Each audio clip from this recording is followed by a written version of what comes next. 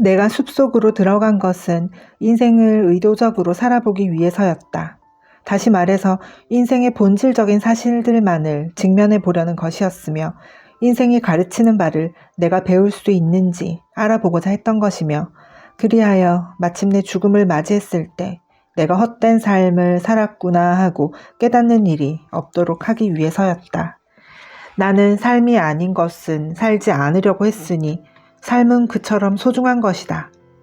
그리고 정말 불가피하게 되지 않는 한 체념의 철학을 따르긴 원치 않았다. 나는 인생을 깊게 살기를, 인생의 모든 골수를 빼먹기를 원했으며, 강인하게 스파르타인처럼 살아 삶이 아닌 것은 모두 때려엎기를 원했다.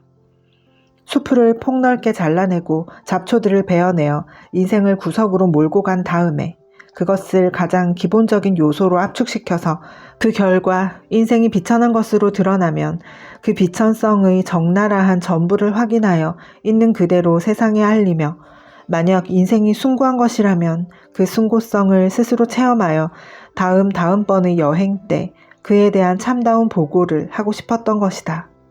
내가 보기에 대부분의 사람들은 인생이 악마의 것인지 또는 신의 것인지 이상하게도 확신을 갖지 못하고 있으며, 사람이 사는 주요 목적은 하느님을 찬미하고 하느님으로부터 영원한 기쁨을 얻는 것이라고 다소 성급하게 결론을 내리고 있는 것 같다.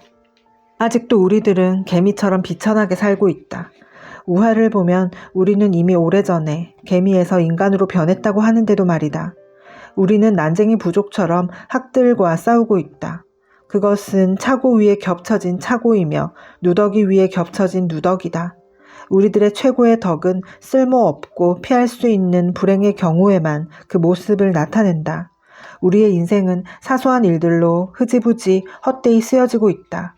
정직한 사람은 셈을 할 때 10손가락 이상을 쓸 필요가 거의 없으며, 극단의 경우에는 발가락 10개를 더 쓰면 될 것이고 그 이상은 하나로 묶어버리면 될 것이다. 간소하게 살라. 제발 바라건대 여러분의 일을 2가지나 3가지로 줄일 것이며 100가지나 1000가지가 되도록 두지 말라. 100만 대신에 5이나 6가지만 셀 것이며 계산은 엄지손톱에 할 수 있도록 하라. 문명생활이라고 하는 이 험난한 바다 한가운데서는 구름과 태풍과 유사와 그리고 1000가지하고도 한 가지의 상황을 파악해야 하므로 배가 침몰하여 바다 밑에 가라앉아 목표 항구에 입항하지 못하는 사태가 벌어지지 않도록 하기 위해서는 추측항법으로 인생을 살아갈 수밖에 없으며, 따라서 뛰어난 계산가가 아니면 성공하기 어려운 것이다. 간소화하라. 하루에 3끼를 먹는 대신 필요하다면 1끼만 먹어라. 100가지 요리를 5가지로 줄여라. 그리고 다른 일들도 그런 비율로 줄이도록 하라. 지금 우리의 인생은 독일 연방과도 같다. 독일 연방은 수많은 군소국가들로 되어 있고 그 국경선은 항상 변하고 있어 독일 사람 자신도 지금 국경선이 어떻게 되어 있는지를 알지 못한다. 우리의 국가 자체도 수많은 내부적 개선에도 불구하고 걷잡을 수 없이 비대해진 조직체가 되어 있다. 이 조직체는 지금 가구가 어지럽게 널려 있고 자기가 쳐놓은 덫에 자기가 걸린 상태에 있으며, 사치와 무모한 낭비, 그리고 치밀한 계산과 보람된 목적의 결여로 인해 파산 상태까지 오고 있다. 이 나라의 100만 가정 역시 이와 다를 바 없는 처지에 놓여 있다. 이런 가정과 이런 국가에 대한 유일한 구제책은 엄격히 전략하고 스파르타인들 이상으로 생활을 간소화하고 목표의식을 향상시키는 것뿐이다. 지금 우리의 국가는 너무 서두르고 있다. 사람들은 국가가 사업을 하고 얼음을 수출하고 전신으로 통신을 하며 1시간에 30마일을 달리는 것이 꼭 필요한 일이라고 생각하며 그에 대해 아무런 의아심도 품지 않는다. 그러면서 그들은 인간이 원숭이처럼 살아야 하는지 또는 인간답게 살아야 하는지의 문제에 대해서는 잘 알지 못하고 있다. 하지만 우리가 침목을 잘라오고 쇠를 버려 레일을 만들며 밤낮으로 일에 몰두하는 것을 중지하고 우리의 인생을 개선한답시고 인생을 주물럭거리고만 있으면 누가 철도를 건설할 겁니까? 그리고 만약 철도가 건설되어 있지 않다면 때가 왔을 때 어떻게 우리가 천국에 갈 수 있겠습니까? 하긴 그렇다. 그러나 우리가 집에 앉아 우리 일에만 전념한다면 누가 철도를 필요로 하겠는가? 사람이 철도 위를 달리는 것이 아니다. 실은 철로가 사람 위를 달리는 것이다. 철도 밑에 깔린 저 침묵들이 무엇인지를 당신은 생각해 본 적이 있는가? 침묵 하나하나가 사람인 것이다. 아일랜드인이든 미국 토박이이든 사람인 것이다. 이 사람들 위에 레일을 깔고 모래를 덮은 다음 기차는 미끄러지듯 그 위를 달린다. 그들은 정말 좋은 침묵들이다. 그리고 몇 년마다 한 번씩 새로운 침묵들이 깔리고 기차는 계속 그 위를 달린다. 그러므로 어떤 사람들이 철도 위를 달리는 즐거움을 맛본다면 다른 사람들은 그 밑에 깔리는 불운을 당하게 되는 것이다.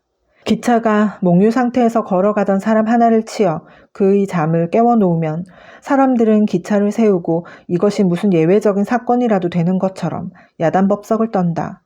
침묵들을 움직이지 않게 제자리에 고정시켜 두려면 5마일 지점마다 상당수의 인원을 배치할 필요가 있다는 말을 듣고는 기쁜 마음이 들었다.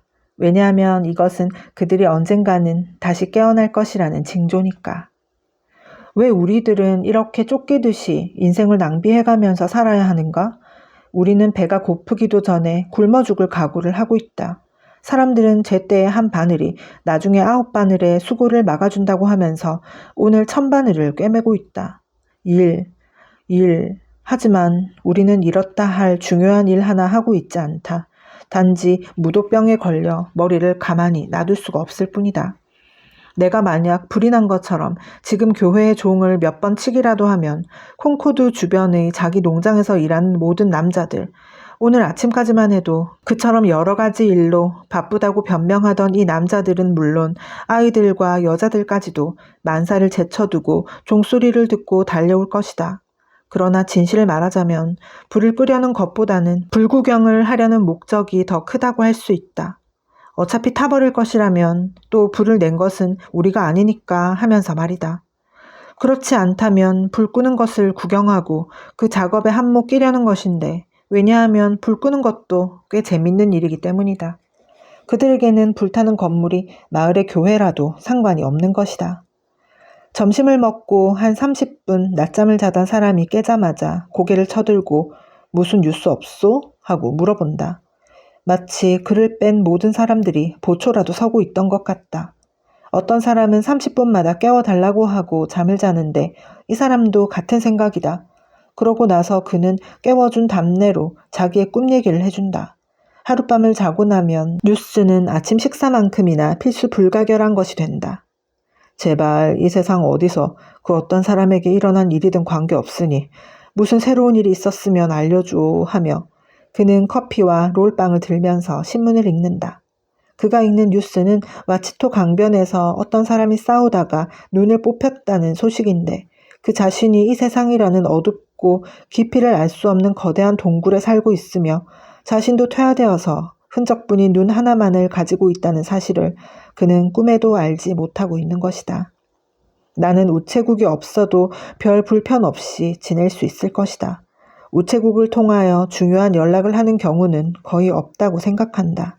좀 비판적으로 말하면 내 생일을 통해 우표값이 아깝지 않은 편지는 한두 통밖에 받지 못하였다.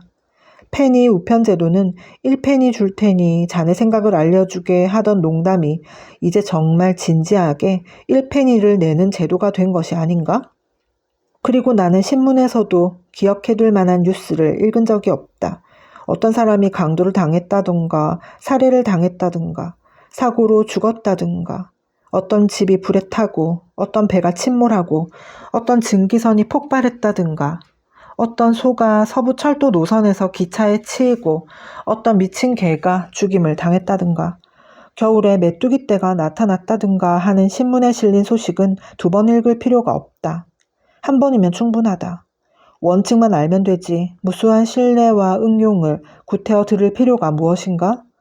철학자에게 소위 뉴스라는 것은 모두 가십에 지나지 않으며 그것을 편집하거나 읽는 사람은 차나 마시고 있는 늙은 부인네들인 것이다. 그런데 이 가십에 걸신 들린 사람이 적지 않게 있는 것 같다. 얘기를 들으니 얼마 전에 어느 신문사 사무실에 근착 해외 뉴스를 알려고 사람들이 몰려드는 바람에 그 회사의 통유리 몇 장이 깨져나갔다고 한다. 그런데 이 해외 뉴스라는 것은 웬만큼 기지가 있는 사람이라면 12개월 전이나 또는 12년 전에 꽤 정확하게 작성할 수 있는 것이었다고 나는 진지하게 생각한다. 가령 스페인을 예로 들어보면 돈 카를로스나 인판타 공주나 돈 페드로 같은 정계 인사들의 이름과 세빌야나 그라나다 같은 지명을 그때그때 적당히 집어넣어 기사를 만들되 특별한 얘기거리가 없을 때는 투우에 관한 이야기를 실으면 그것이 그대로 스페인의 실상이 될 것이며 신문에 나온 똑같은 제목의 간결하고 명료한 기사들 못지않게 스페인의 정확한 현황 또는 무질서의 상태를 우리에게 전달해 줄 것이다. 영국에 관해 이야기하자면 그 나라에서 발생한 중요 뉴스 가운데 가장 최근 것은 1649년의 혁명이었다. 당신이 영국의 1년 평균 농산물 수확량을 이미 알고 있다면 영국의 농업을 대상으로 한 투기에 관계하지 않는 한 이 문제에 다시 신경을 쓰지 않아도 될 것이다. 나처럼 신문을 별로 보지 않는 사람이 판단한다면 외국에서는 새로운 일이 전혀 일어나지 않는다고 해도 과언이 아니다. 이것은 프랑스에서 자주 일어나는 혁명을 포함해서 하는 이야기이다. 뉴스가 도대체 무엇인가? 그보다는 시간이 지나도 낡지 않는 것을 아는 일이 얼마나 중요한가? 위나라의 대부 거베곡은 공자에게 사람을 보내 근황을 물었다. 공자는 사자를 자기 옆에 앉히고 그에게 다음과 같이 물었다. 그대의 주인은 지금 무엇을 하시는가? 사자는 공손히 대답했다. 저의 주인은 스스로의 허물을 줄이려고 하시지만 여의치 않사옵니다. 사자가 간 다음에 공자는 말했다. 좋은 사자로다. 참 좋은 사자로다.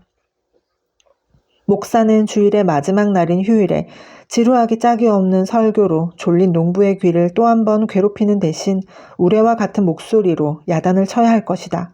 서라, 멈춰라. 겉으로는 빠른 척하면서 왜 그리도 느린가? 하고. 속임수와 기만이 가장 건전한 진실로 존중을 받고 있으며 반면에 진실은 거짓으로 여겨지고 있다. 만일 사람들이 진실만을 똑바로 보고 속임수를 용납하지 않는다면 우리의 삶은 지금과는 달리 동화나 아라비안 나이트의 이야기처럼 즐거운 것이 될 것이다. 만약 우리가 필연적인 것과 당연히 존재할 권리가 있는 것만을 존중한다면 음악과 시가 거리에 흘러넘칠 것이다.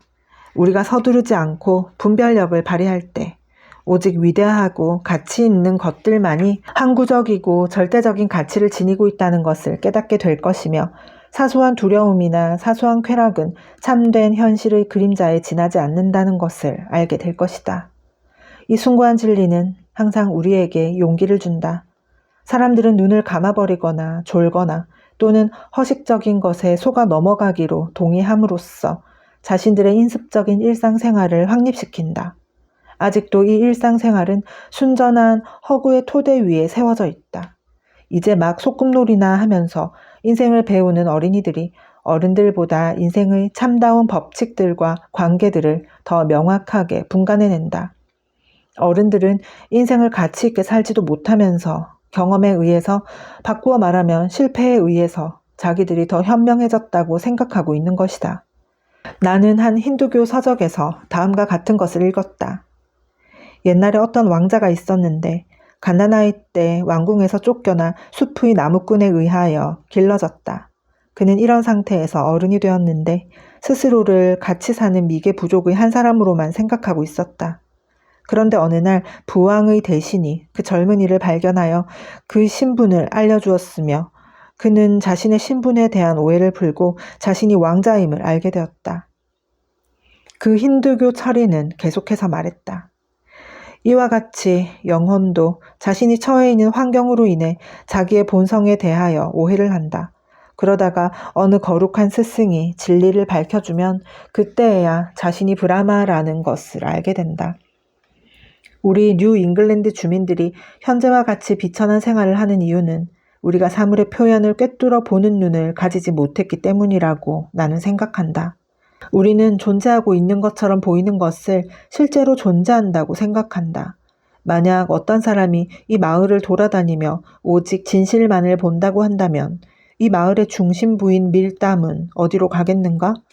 만약 그가 거기서 본 진실을 우리에게 묘사한다면 우리는 그가 말하는 장소를 알아보지 못할 것이다. 공회당이나 재판소나 형무소나 상점이나 주택을 보라. 진실한 눈으로 보라. 그리고 그것들이 무엇인가를 말해보라. 그러면 말하는 도중 그것은 모두 산산조각이 날 것이다. 사람들은 진리가 멀리 어딘가에 있는 것으로 생각한다. 그들은 진리가 우주의 외곽 어디에, 가장 멀리 있는 별 너머에, 아담의 이전에, 혹은 최후의 인간 다음에 있는 것으로 생각한다. 물론 영원 속에는 진실하고 고귀한 무엇이 있다. 그러나 이 모든 시간과 장소와 사건은 지금 여기에 있는 것이다. 하느님 자신도 현재의 순간에 지구의 위치에 있으며 과거와 미래를 포함하여 그 어느 시대도 지금보다 더 거룩하진 않을 것이다. 우리는 우리를 둘러싸고 있는 진실을 계속적으로 흡입하고 그 안에 적셔짐으로써만 비로소 숭고하고 고결한 것을 파악할 수 있는 능력을 얻게 된다. 우주는 끊임없이 그리고 순순히 우리의 착상에 응답해준다. 우리가 빠르게 가든 느리게 가든 우리의 길은 우리를 위하여 마련되어 있다. 그렇다면 우리의 인생을 새로운 구상을 하면서 보내도록 하자. 시인이나 예술가가 아무리 아름답고 고상한 구도를 가졌더라도 후세 자손들 중에 누군가가 그것을 완성시키지 못한 적은 아직 없다. 하루를 자연처럼 의도적으로 보내보자. 그리하여 호두껍질이나 모기 날개 따위가 선로 위에 떨어진다고 해서 그때마다 탈선하는 일이 없도록 하자. 아침에는 일찍 일어나서 식사를 하든 또는 거르든 차분하게 마음의 평온을 유지하자. 손님이 오든 또는 가든 종이 울리든 아이들이 울든 단호하게 하루를 보내도록 하자. 왜 우리가 무너져 내려 물결에 떠내려가야 하는가? 정오의 얕은 모래톱에 자리 잡은 점심이라는 이름의 저 무서운 경류와 소용돌이 속에 휘말리지 않도록 하자. 이 위험을 이겨내면 당신은 안전한 데로 들어서게 된다. 나머지는 내려가는 길이기 때문이다. 긴장을 풀지 말고 아침의 기백을 그대로 가지고 율리시스처럼 돛대에 몸을 묶은 채 외면을 하면서 그 소용돌이 옆으로 빠져나가자. 만약 기적이 울면 목이 쉴 때까지 울도록 내버려두자. 종이 울린다고 해서 우리가 뛰어갈 이유가 있는가? 우리는 이것들이 내는 음악 소리가 어떤 것인지 생각해 볼 뿐이다. 이제 침착하게 자리를 잡고 작업을 시작해보자. 그리하여 의견, 선입관, 전통, 망상과 외양이라는 이름의 진흙 구덩이 속에 발을 넣고 아래로 뚫고 나가 지구를 덮고 있는 충적층을 지나서 파리와 런던, 뉴욕과 보스턴과 콩코드를 지나고 교회와 국가, 시와 철학과 종교를 지나서 마침내 우리가 바로 이것이야, 여기가 틀림없어 라고 말할 수 있는 진실이라는 이름의 단단한 바위에 닿을 때까지 내려가 보자. 이제 거점을 마련했으면 홍수와 서리와 불 아래쪽으로 성벽이나 국가의 토대를 닦을 수 있는 장소, 안전하게 램프 기둥을 세울 수 있고 어쩌면 측량 계기를 하나 달 수 있는 장소를 만들어 보자. 이 측량 계기는 낡은 계기가 아니고 진실의 계기로서 이것을 보고 거짓과 허식의 홍수가 때때로 얼마나 깊게 범람했던가를 후세 사람들이 알 수 있도록 말이다. 만약 당신이 사실과 직면하여 똑바로 선다면 마치 그것이 아라비는 신월도인 것처럼 태양이 그것의 양면의 번쩍임을 볼 것이고 그 날카로운 칼날이 당신의 심장과 골수를 갈라놓는 것을 느낄 것이며 그리하여 당신은 행복감 속에서 삶을 마치게 되리라. 죽음이든 삶이든 우리는 오직 진실만을 갈구한다. 만약 우리가 정말 죽어가는 것이라면 우리의 목 안에 죽음의 갈에 끓는 소리를 들으며 사지가 차가워지는 것을 느끼도록 하자. 그러나 우리가 살아있는 것이라면 우리가 할 일을 해나가도록 하자. 시간은 내가 낚시질하는 강의 흐르는 물에 지나지 않는다. 나는 그 강물을 마신다. 그러나 물을 마실 때 모래바닥을 보고 이 강이 얼마나 얕은가를 깨닫는다. 시간의 얕은 물은 흘러가 버리지만 영원은 남는다. 나는 더 깊은 물을 들이키고 싶다. 별들이 조약돌처럼 깔린 하늘의 강에서 낚시를 하고 싶다. 나는 셈을 전혀 할 줄 모른다.